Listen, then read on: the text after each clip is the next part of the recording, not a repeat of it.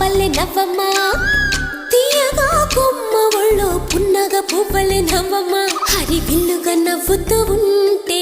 ఎండలో వెన్నెల కాయదా చిరు చల్లుగా నవ్వుతూ ఉంటే కొండైన వాగల్లే పొంగదా నూను మెత్తగా నవ్వుతూ ఉంటే ముల్లైన పువ్వలే తాకదా తొలి పొద్దుగా నవ్వుతూ ఉంటే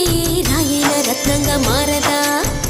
హాయిగా అమ్మ ఒళ్ళో చిన్నారి పాపల్లె నవ్వమ్మ తీయగా కొమ్మ ఒళ్ళో పున్నగ పువ్వలే నవ్వమ్మ